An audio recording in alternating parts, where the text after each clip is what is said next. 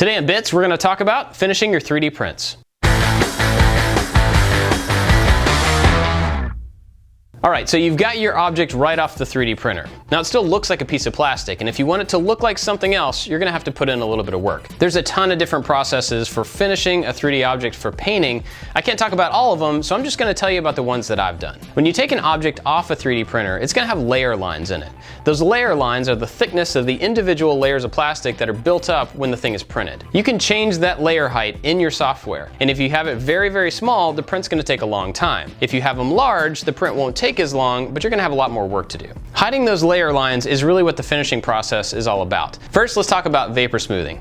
Now personally, I've only done this on ABS, but people do claim that you can do it on other plastics as well. Essentially, you just soak some paper towels in acetone and put it in a closed container. Your 3D printed object out of ABS sits on some sort of a stand out of contact with the acetone inside the container. The acetone vapors will react with the ABS and start to smooth the outside surface. Just make sure you don't leave it in there too long or it could soften too much. You'll end up with a droopy print and some of the outside surfaces will start to cave in a little bit. Also be aware that when you take that object out of the container, that reaction will continue to happen for a little bit, and this stuff is kind of stinky, so make sure you work in a well-ventilated area. If that didn't completely solve your problems with ABS, or you're working with a different material, you still got to find a way to fill in the gaps in between your layer lines. I use a few different products for this depending on how much work actually needs to be done to fill those lines. The first one is a product like XTC 3D. This is essentially a two-part resin that you mix together and paint onto the object. It ends up with a nice glossy surface, but depending on how thick you apply it, you may end up losing some detail. If that doesn't get rid of all your layer lines, there's another product that might, called spot glazing putty. This is a tube of Bondo material that you can squirt over the surface and then level out. After that dries, you can sand it smooth, but do be aware that this stuff does shrink a little bit when it dries out, so you may have to add a second coat to get it fully up to the surface. But regardless, you'll probably have to do several coats with sanding in between to get it really smooth.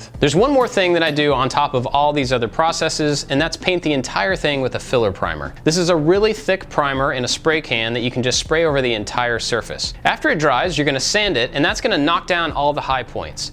It's also going to be filling up the low points in the print. It fills up all of the small imperfections and the details that you can't get with those other processes. After several coats of primer and several bouts of sanding, you're going to end up with a really smooth surface, and it's ready for final paint. Depending on your project, you may want to spend some more time with some higher grit sandpaper to get a really smooth surface. That's also going to inform how you go about painting the object. If you want a single color, a rattle can will work just fine, but you also may want to look at an airbrush or even pull out the brushes for some fine detail. I know there's a ton of tips and tricks around the finishing process, and if you've got some you'd like to share, please leave them down in the comments and we can all learn together. I've got a whole playlist of other Bits videos that you may be interested in, and I'll be back really soon with a new project. I'll see you then.